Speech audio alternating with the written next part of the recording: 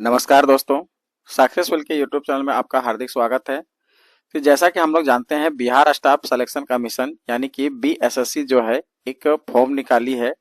वो हमारा फॉर्म क्या है, इंटर लेवल पर एक फॉर्म निकाला है जो कि हमारा 2023 में भी एक बार आया था।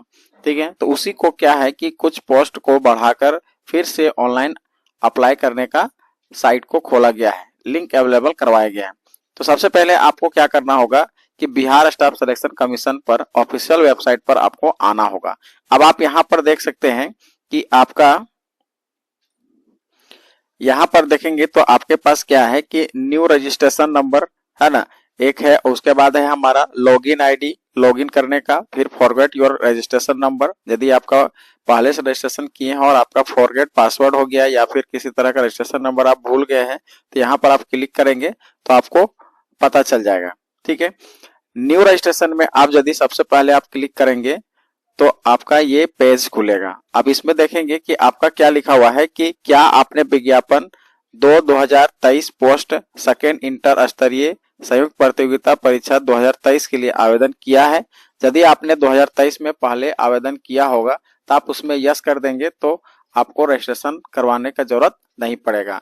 अन्यथा आप क्या करेंगे कि नो पर क्लिक करेंगे। अब जब नो पर क्लिक करेंगे तो आपके पास एक रजिस्ट्रेशन फॉर्म खुलकर आएगा। अब आप इसमें देखेंगे कि पहला में आपको क्या करना है, एप्लीकेंट नाम भरना है। उसके बाद फादर नेम, फिर है मदर नेम। आगे आप देखेंगे कि जेंडर आपको भर देना है। डोमिसाइल आप यदि बिहार के हैं तो उसमें आप यस करेंगे और नहीं है तो आप नो करेंगे। फिर कैटेगरी में आप जनरल से, यदि आप बिहार आउट ऑफ हैं, बिहार से बाहर के हैं, तो आप क्या करेंगे कि जनरल में यानी कि यूआर में आप क्लिक करके आगे निकल जाएंगे। उसके बाद आपको यहाँ पर कास्ट भरना है।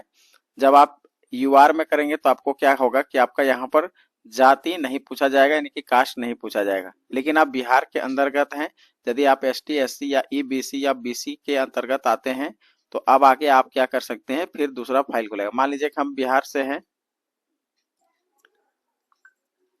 आगे देखिए, do you belong the non creamy layer. तो आप यदि नॉन क्रीमी लेयर रहेंगे, जैसे मान लीजिए ओबीसी में है या फिर किसी ईडब्ल्यूएस में है, तो आप नॉन क्रीमी लेयर में होंगे तो आप उसमें क्लिक करेंगे। तो देखिए, ज्यादातर हम लोग क्या है कि झारखंड के या आसपास के जो राज्य के रहेंगे तो उसको यूआर से ही भरना पड़ेगा। आगे देखिए, आगे आप देखेंगे तो यहाँ पर आपका क्या है, इसके बाद आप देखेंगे नेचर ऑफ डिसेबिलिटी है। अब इसको फॉर्म को आप पढ़ते जाएंगे, वहां पर आपका यस नो जो होगा। लेंथ ऑफ सर्विस, जैसे आप मान लीजिए कि पहले से कहीं पर आप जॉब में हैं तो वहां आपको एस करना होगा। यदि आपका स्टार जो जो स्टार दिया हुआ है वहां पर आपको फिल करना अनिवार्य है। जो स्टार नहीं है तो उसको आप क्या कर सकते हैं, ऑप्शनल के तौर पर छोड़ भी सकते हैं।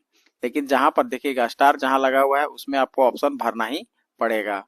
इस तरह से पूरा फिल करने के बाद आप क्या करेंगे कि ईमेल आईडी, मोबाइल नंबर है ना, confirm ID, date of birth, ये सब करने के बाद आपको यहाँ पर एक कैप्चा कोड भरने के लिए देगा। उसके बाद आप सेव नेक्स्ट कर देंगे। सेव नेक्स्ट करने के बाद आपका एक नया पेज खुलेगा, फिर आगे उसको भरेंगे।